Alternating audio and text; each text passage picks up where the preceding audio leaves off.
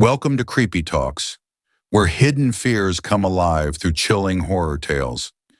Dare to listen as every story pulls you deeper into the darkness. Story 1, Black Friday shift turned into a nightmare. Black Friday was supposed to be simple. Long lines, angry customers, endless beeping scanners. That was it. At least, that's what I told myself when I agreed to work the overnight shift. I had no idea that by the end of that night, I wouldn't recognize the person staring back at me in the bathroom mirror. The store parking lot was already half full when I arrived at 8:30 p.m. Thanksgiving leftovers still sat heavy in my stomach, and my phone buzzed with messages from family asking why I chose money over dinner. I didn't answer. Rent was due. Bills didn't care about holidays. Cold air bit through my jacket as I walked toward the automatic doors. From outside, the store looked calm, almost peaceful. Bright lights, big red sale banners screaming 70% off. It felt fake, like a smile painted over something rotten. Inside, management was already yelling, "Everyone to your stations! No phones! If you see shoplifting, call security immediately." The energy was tense, forced. People laughed too loudly, like they were trying to convince themselves this was normal. I clocked in and tied my apron behind the customer service desk. That's where I was stationed for the night. Returns, complaints, crying parents, screaming adults. At 9:45 p.m., the line outside stretched so far I couldn't see the end. People stood wrapped in blankets, some sitting on camping chairs, others gripping coffee cups like lifelines. Their faces weren't excited. They were hungry. At exactly 10 p.m., the doors unlocked. The sound that followed wasn't cheering. It was a roar. Carts slammed together. Shoes screeched against tile. Someone fell within seconds and no one stopped to help them up. Security rushed past me toward electronics, where the first screams broke out. For the first hour, I handled nothing but returns. People were already demanding items they hadn't even purchased yet. "This price is wrong. I drove 3 hours for this. You ruined my kid's Christmas." I watched a grown man punch the counter because we ran out of a toaster. Somewhere around midnight, something shifted. The store felt off. The lights flickered once, just a second, but every employee noticed. We exchanged glances. No one said anything. Management ignored it. Then the intercom crackled. "Attention shoppers, welcome to Black Friday." The voice distorted at the end, warping into static. A few customers laughed nervously. I didn't. My chest tightened for reasons I couldn't explain. At 12:17 a.m., a woman approached my desk. She looked wrong. Her eyes were sunken, dark circles carved deep into her face. She clutched a receipt so tightly her hands shook. When she spoke, her voice barely sounded human. "He said I could return it," she whispered. "Who?" I asked. She didn't answer. I reached for the receipt. It was soaked, either from rain or sweat. The timestamp read 3:42 a.m. I frowned. "Ma'am, this says tomorrow." Her head tilted slowly, unnaturally. "He promised," she repeated. A man behind her yelled for me to hurry up. I blinked, and suddenly she was gone. No footsteps, no movement, just empty space. I felt stupid, overtired, my brain playing tricks on me. But then I noticed the receipt still lying on the counter. At 1 a.m., security called a code yellow near sporting goods. At 1:22 a.m., someone pulled the fire alarm. At 1:30 a.m., an elderly man collapsed in aisle 9, and customers stepped over him to grab discounted TVs. I watched EMTs struggle through crowds that refused to move. That's when it hit me. This wasn't shopping anymore. It was survival. Around 2 a.m., my coworker Jenna leaned close and whispered, "Do you feel that?" Feel what? Like we're trapped. Before I could answer, the lights flickered again, this time longer. The store plunged into darkness for 3 full seconds. When the lights returned, people screamed. Shelves were overturned, displays destroyed, and the exit doors at the front of the store were locked. Security radios exploded with panic. Doors aren't responding. Backup generator kicked in, but systems are frozen. Manager's office is empty. Customers began pounding on the glass. That's when the intercom came back on. This time it wasn't management. Please remain calm, the voice said softly. Too softly. Black Friday savings are almost complete. A woman near me started crying. A grown man fell to his knees praying. And somewhere deep inside the store, I heard something heavy being dragged across the floor. Metal against tile. Slow. Deliberate. Jenna grabbed my arm so hard it hurt. We need to leave. Now. But there was nowhere to go. Phones had no signal. Emergency exits wouldn't open.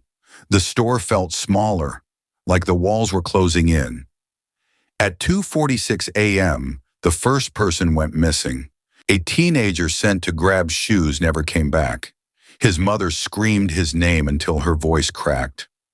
Security searched for him and returned pale, shaking. They wouldn't say what they saw. By 3 a.m., the air smelled wrong. Burnt plastic, something sour underneath it. And then I realized something that made my blood run cold. The clock above customer service had stopped, stuck at 3:42 a.m., the same time on the woman's receipt. That's when the truth hit me like a knife to the chest. This shift wasn't ending, and some of us were never going home. The saddest part wasn't the screaming or the fear. It was realizing how easily people stopped being human when a sale sign told them to. Story 2, the store that wouldn't let us leave.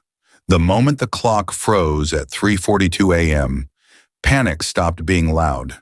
It became quiet. That kind of silence where everyone is thinking the same thing, but no one wants to say it out loud. We were trapped. The intercom crackled again, but this time it didn't speak. It just breathed. A low, distorted hum that vibrated through the walls, through the floors, through my bones. Customers pressed their hands against their ears. A child screamed until his voice gave out. Security tried the front doors again. Nothing. Emergency exits? Locked. Fire exits? Jammed. Someone yelled that this was illegal. Another person threatened to sue. A woman demanded to speak to corporate like this was still a normal night. That's when I realized how deep denial can go. Jenna and I stayed behind the customer service desk. It felt like the only place that still belonged to us. Around us, shoppers argued, cried, and paced like animals in a cage. At 3:55 a.m., a manager finally appeared, or at least, something wearing his face did. It was Mark, assistant night manager. Same uniform, same badge. But his eyes were empty, like someone had turned off the lights inside him. He smiled too wide. Everything's under control, he said.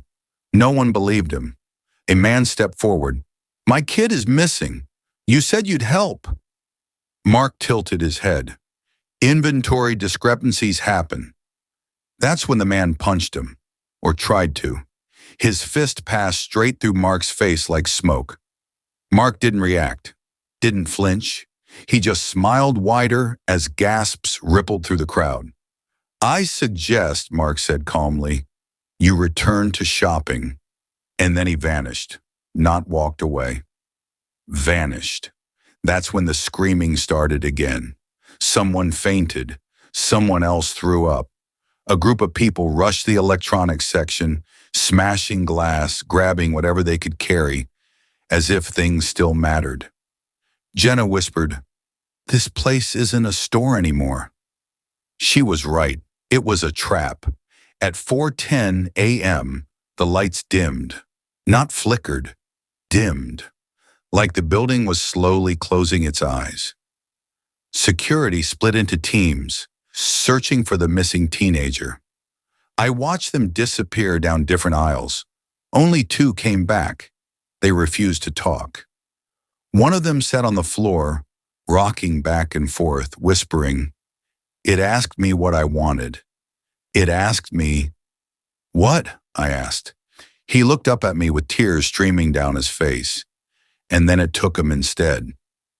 At 4:30 a.m., we heard the dragging sound again, closer this time, a scraping noise that echoed through the aisles, something heavy, something patient. Customers froze mid-argument. Even the ones who had been violent went silent. A mother clutched her child so tight the kid started crying in pain. Then we saw it, not fully, not clearly. A shadow moved past the end of aisle 12. Tall, wrong, its shape bent in ways a body shouldn't. As it moved, sale signs flickered and prices changed on the digital displays. $199, $99, $0, people noticed. One man laughed hysterically. "It's free! Everything's free!" He ran toward the shadow. No one followed. His laughter echoed, then cut off. A wet sound replaced it. After that, nobody chased deals anymore. Around 5 a.m., hunger set in.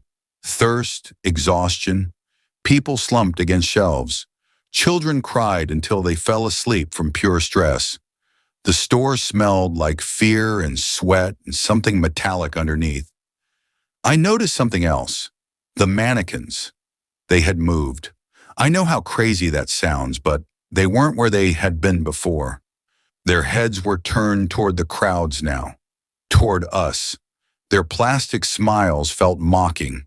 A woman screamed when she realized one of them was wearing her missing husband's jacket. At 5:27 a.m., Jenna broke down. "I just wanted overtime," she sobbed. "I just wanted to pay my mom's medical bills." I held her hand, but I had nothing comforting to say, because deep down I knew something awful. This place wasn't feeding on fear. It was feeding on desire. Every person who had rushed in tonight had wanted something badly enough to hurt someone else for it. And now, the store was collecting. At 6 a.m., the intercom finally spoke again. "Final markdown approaching," the voice whispered. "Please make your selections." The words echoed unnaturally long, like the building itself was savoring them. A man snapped. He charged toward the locked doors, slamming his body against the glass over and over until it cracked. Blood smeared across the surface. He screamed for help. No one moved. When the glass finally shattered, something invisible pulled him backward, dragging him across the floor, leaving red streaks behind. The doors sealed again. By 6:30 a.m., there were fewer of us. No announcements, no explanations. People would just be gone. A couple sitting near home goods vanished mid-conversation. A security guard walked into the restroom and never came back. Each disappearance made the store quieter, colder. I looked at the frozen clock again. Still 3:42 a.m. Time wasn't moving. We were, towards something inevitable. Jenna squeezed my arm. "If we survive, I'm never shopping again." I nodded, but survival was starting to feel like a lie we told ourselves to stay sane. The cruelest realization wasn't that we might die here. It was understanding how cheaply our lives were being traded. Somewhere in the store, the dragging sound stopped, and whatever was making it had found what it wanted. Story 3, the price we didn't know we were paying. By the time we realized the store was choosing who stayed and who disappeared, it was already too late to pretend otherwise. The crowd had thinned, not because people escaped, but because the store had taken its payment. Those of us left stood scattered like broken pieces of something that used to be human. No one argued anymore. No one demanded refunds or screamed about prices. Desire had burned itself out, leaving only dread behind. The intercom hummed softly like it was satisfied. I counted us. 37 people. We had started the night with hundreds. Jenna sat beside me on the cold tile floor, her knees pulled to her chest. She hadn't cried in over an hour, which scared me more than the sobbing had. Her eyes followed every shadow, every flicker of light. "Do you think it's alive?" she whispered. I didn't answer right away, because the truth was, I didn't think the store was alive. I thought it was awake. At what should have been around 7 a.m., judging by how exhausted our bodies felt, the shelves began to change. Items we hadn't noticed before appeared out of nowhere. Old televisions with cracked screens, toys from decades ago, phones that didn't exist yet. Each one had a price tag, but the prices weren't numbers. They were words: regret, guilt, loneliness, years. A man near Housewares picked up a box labeled "Second Chance." The tag beneath it read, 5 years. 5 years of what? He asked no one. The intercom answered him. 5 years of your life, it whispered gently. He dropped the box like it burned him. That's when the realization spread through the group like poison. The store wasn't selling products. It was selling outcomes. And the currency was us. A woman collapsed when she saw a stroller priced at one child. A teenage boy stared at a gaming console labeled "Your brother." Every deal promised something people wanted desperately and demanded something they loved in return. The store knew us, knew our weaknesses, our grief, our secrets. Jenna grabbed my arm. "Don't look at the tags," she begged. "It wants you to look." She was right. Every time someone read a tag out loud, the lights pulsed brighter. The intercom breathed deeper. The mannequins shifted closer. Yes, they were definitely closer now. At 7:42 a.m., still frozen on the clock, security's last remaining supervisor gathered us near customer service. "We think the store was built on something," he said. His voice shook, but he forced the words out. "The land, old records, fires, disappearances. This place has history." "What does it want?" someone asked. He swallowed hard. "Balance." The dragging sound returned, slower, heavier. This time it came with footsteps. A shape emerged from the main aisle, tall and draped in shadow, its outline constantly shifting. Its face, if it had one, reflected whatever the person looking at it feared most. When it turned toward me, I saw myself older, hollow, alone. The thing stopped in front of the group. The intercom spoke through it. "Black Friday is about sacrifice," it said. "You took, now you pay." One of the remaining managers stepped forward, shaking. "Please, we did what corporate told us." The thing tilted its head. Managers set the prices. It reached out. He was gone. No scream, no blood, just absence. The store sighed. Lights stabilized. Shelves straightened. The atmosphere lightened just a bit, like it was rewarding us for cooperation. That's when the worst choice was offered. A display rolled forward on its own. On it sat a single box. The label read, "Exit." The price tag underneath said, "One willing soul." Silence swallowed the store. One person.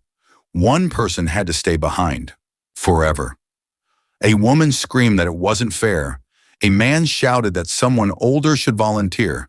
Another argued that criminals deserved it more. The store didn't interrupt. It watched.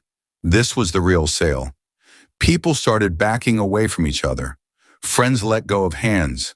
Parents pulled children closer, eyes darting with calculation they tried and failed to hide. I saw it then. This wasn't punishment. This was proof.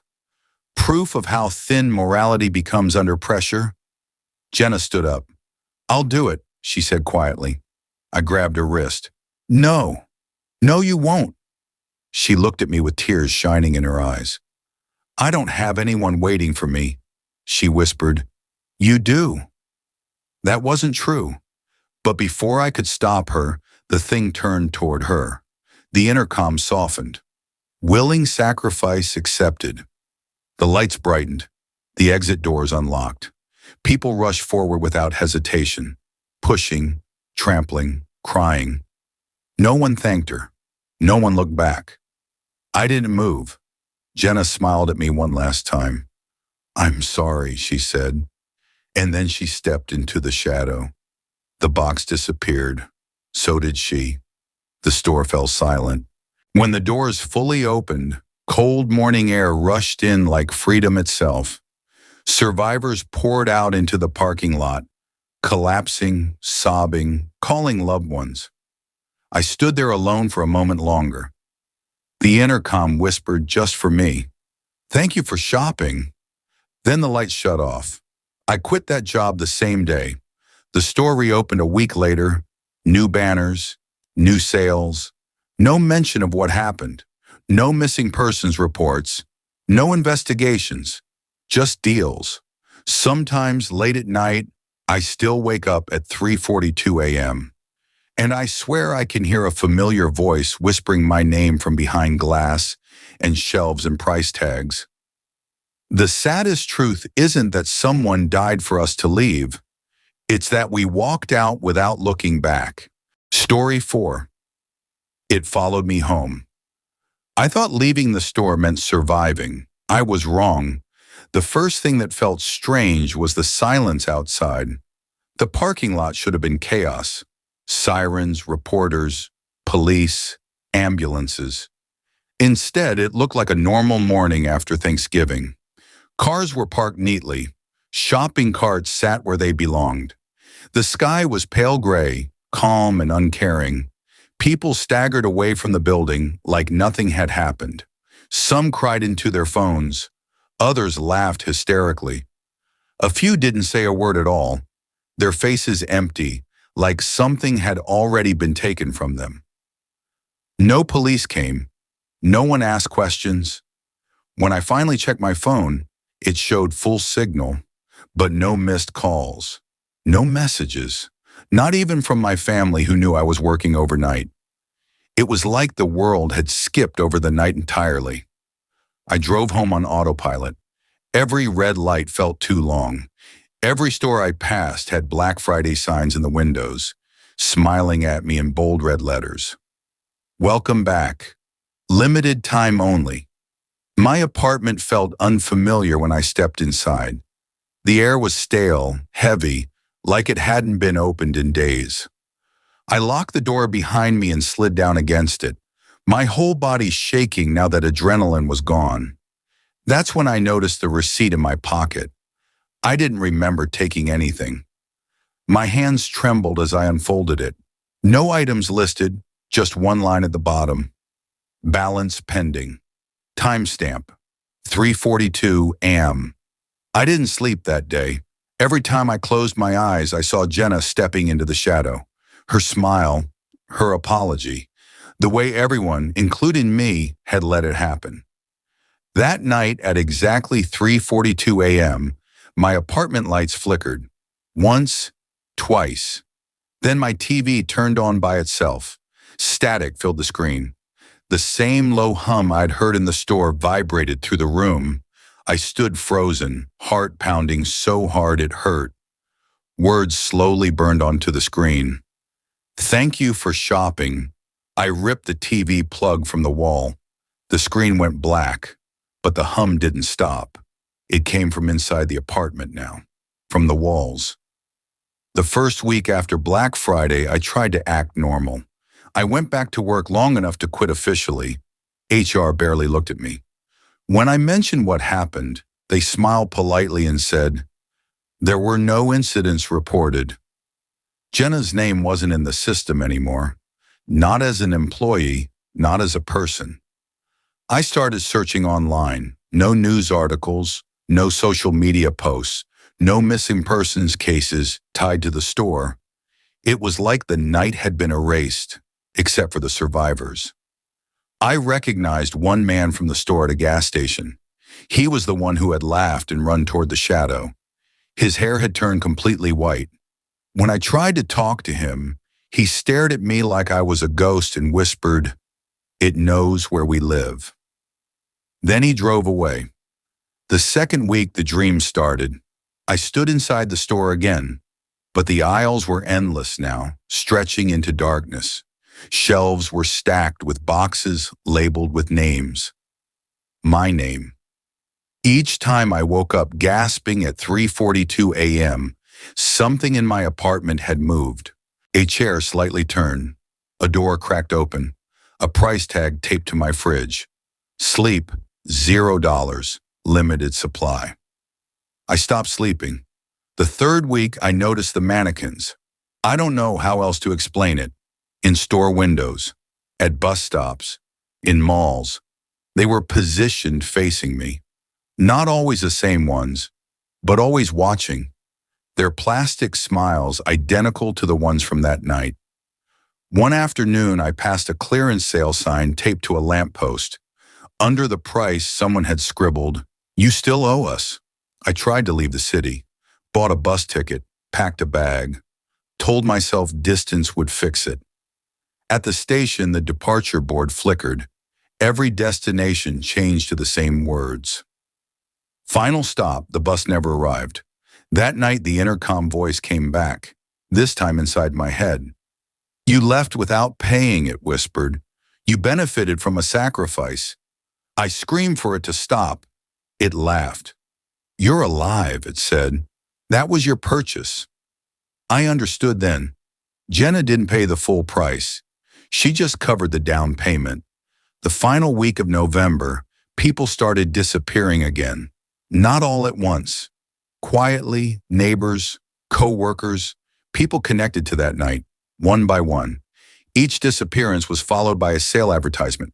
Online, on TV, on billboards. Door crasher deals limited quantities. My receipt changed. Balance due. One soul. I tried to warn someone. I went to the police. They listened politely, nodding, writing notes that I knew meant nothing. When I finished, the officer slid my receipt back to me. "You dropped this," he said. I looked up. For a split second, his eyes were empty, hollow, familiar. "Happy holidays," he added. That night, I stood in my bathroom staring at my reflection. I looked older, thinner, like parts of me were already being erased. The mirror fogged on its own. Words appeared slowly. Last chance. A knock came at my door. Soft, patient. I didn't open it. Another knock. Then Jenna's voice whispered from the other side. "I'm tired," she said. "Please." I collapsed to the floor, covering my ears, sobbing. The worst kind of horror isn't being chased. It's knowing escape means becoming the monster yourself. At exactly 3:42 a.m., the knocking stopped. But I knew. Soon I'd have to choose. Story 5, the final offer. I stopped pretending I could outrun it. The store didn't chase the way monsters do in movies. It didn't burst through my door or drag me screaming into the dark. It waited, patient, confident, like a cashier who knows you can't leave without paying. Every night at 3:42 a.m., something changed in my apartment. At first it was small, a receipt taped to the wall, a sale tag hanging from my doorknob. Then entire sections of my home started to feel like aisles. My hallway stretched longer than it should have. The hum of electricity sounded like distant intercom static. "Welcome back," a sign appeared one morning above my kitchen doorway. I ripped it down. It came back the next day, laminated. I hadn't been eating, hadn't slept. I jumped at every sound. My phone buzzed constantly with sale notifications from stores I'd never subscribed to. One message stood out. Black Friday extended. Final customer remaining. The customer was me. I tried one last thing. I went back to the store. In daylight, it looked harmless, clean, bright. Families pushed carts, kids laughed. A greeter smiled and said, "Happy holidays." I nearly vomited. Inside, everything was perfectly normal, except I could see things no one else could. Price tags shimmered when I passed. Mannequins turned their heads just enough for me to notice. Customer service desk. Same place I'd stood that night. I leaned over the counter and whispered, "What do you want from me?" The register turned on by itself. The screen displayed a single item. Survival price, 1 soul. The cashier, a teenage girl, smiled blankly. Cash or credit? I ran. That night, the knocking returned. Not soft this time. Violent. My door rattled in its frame. The intercom voice boomed through my apartment, shaking the walls. "Final markdown," it announced. "No returns." The door creaked open on its own. The hallway beyond wasn't my hallway anymore. It was an aisle. Fluorescent lights buzzed overhead. Shelves lined with boxes labeled with names I recognized. Co-workers, customers, security guards, and Jenna. She stood at the end of the aisle. She looked the same, but wrong. Her eyes were dull, like someone had turned her into a display piece. "You can stop this," she said calmly. My chest burned. "I won't sacrifice someone else." She smiled sadly. "You already did." The store shifted around us. The intercom whispered from every direction. "Transfer accepted." The truth slammed into me. I didn't need to choose a stranger. I needed to choose myself. Jenna stepped aside, revealing a mirror. My reflection stared back, hollow, tagged, priced. A label hung from my chest. Employee, non-exempt, price lifetime. "Just stay," the store coaxed. "Work the aisles, balance the books. Someone else will take your place eventually." I screamed no. The shelves rattled. Lights flickered. Alarms blared. The store didn't like refusal. The floor beneath me opened, dropping me back into my apartment. I slammed into the carpet, gasping for air. The door was shut, quiet again. But something had changed. My receipt now read, "Balance transferred below it. Next collection, December 24. I wasn't the final customer anymore. I was a recruiter. The advertisements grew louder. Black Friday bled into Cyber Monday. Then Christmas sales. Every promotion felt personal. Every deal felt hungry. I started seeing Jenna everywhere. In reflections, in glass, in mannequins dressed for the season. She never spoke again. I understood what she'd become. A reminder, a warning.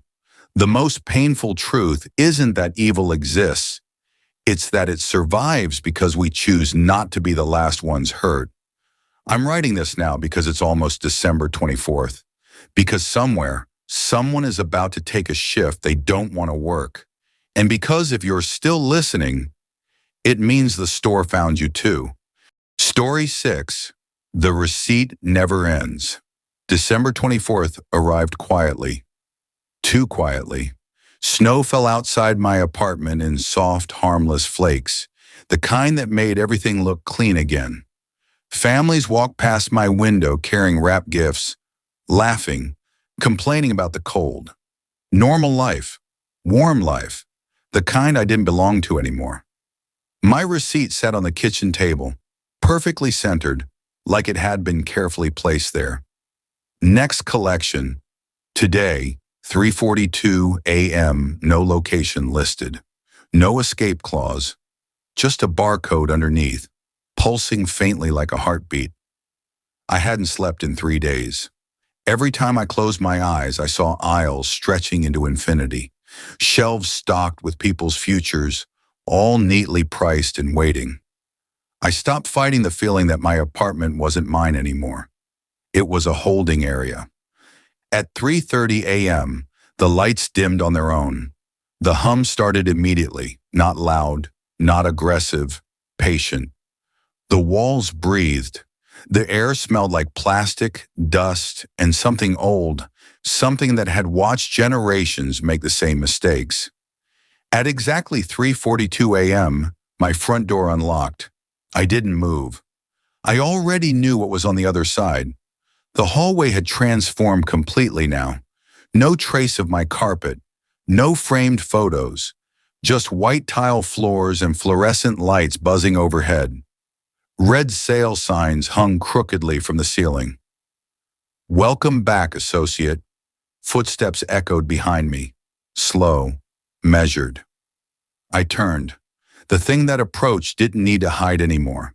It wore no shape now, just a shifting outline filled with reflections, faces layered over faces, customers, employees, managers, people who had rushed, pushed, screamed, begged, and Jenna, her face floated to the surface last. "You're late," she said gently. I laughed, a broken, hollow sound. "I'm not buying anything," I said. "I won't do it again." The store answered for her. "You already did." The ceiling screens turned on, one by one showing live footage. Different stores, different cities, different people. A young man tying an apron behind a counter, a single mother clocking in for overnight pay, a college kid promising himself it was just one shift. Black Friday signs everywhere. "They're not like us," I whispered. Jenna tilted her head. "That's what you thought too." The truth settled heavy in my chest. The store didn't need monsters. It needed systems. It needed people who stayed quiet, who followed rules, who told themselves it was temporary. "You're not here to pay," the intercom said softly. "You're here to train." The floor shifted beneath my feet, carrying me forward without walking. We passed aisles labeled with dates instead of products. 2012, 2016, 2020. Each one was full. "Every major sale," the voice continued, "requires balance. Fear sharpens desire. Desire feeds us." We stopped at a final aisle. This year, it was almost empty. Almost. At the end stood a single checkout lane. Open. A red light blinked above it. Jenna stepped behind the register. She looked tired now. Smaller. Like she'd been working too long without rest. "I'm sorry," she said, and this time I believed her. "For what?" I asked. "For teaching you how easy it gets." She scanned my receipt. The screen flashed green. Employment confirmed an apron appeared in my hands. Warm, worn, familiar. "No," I said, backing away. "I warned them. I tried." "And that," the store replied, "is why you're perfect." The screen zoomed in on one image. A small-town store. A young woman at customer service. Nervous, hopeful, checking the clock. 3:41 a.m. "You can stop this," I said desperately. "End it. Take me instead." The store paused, actually paused. For the first time, the hum softened. "There must always be someone," it answered, "but you can choose how gently we take them." That was the deal. Not freedom, control. I understood then why managers smiled through exhaustion, why policies felt cruel but efficient, why no one ever shut these places down. Evil didn't need claws. It needed consent. The clock ticked, 3:42 a.m. The screen showed the young woman looking up as the lights flickered. I closed my eyes. "Make it quick," I whispered. The store accepted. When I opened my eyes, I was standing behind a customer service desk. Not my old one. A new store. New walls, new banners. Customers lined up, restless, impatient, human. My name badge read, "Shift Lead." I knew what to say. I knew how to smile. I knew which doors would lock and when. And somewhere deep inside me, something horrible and quiet felt relieved. The girl looked at me nervously. "Is it always like this on Black Friday?" she asked. I hesitated, just for a second. Then I heard the hum rise behind me, reminding me of the price of hesitation. I smiled. "It'll be over before you know it," I said. She nodded, trusting me. That trust hurt worse than fear ever did. The most devastating part isn't that the system is cruel, it's that someone kind has to stand at the counter and make it work. If you're hearing this now, if you're watching this late at night, if you're thinking about picking up an extra shift because you need the money, check the clock. If it says 3:42 a.m., don't go inside because the store doesn't close. It just waits for the next person willing to say, I'll handle it.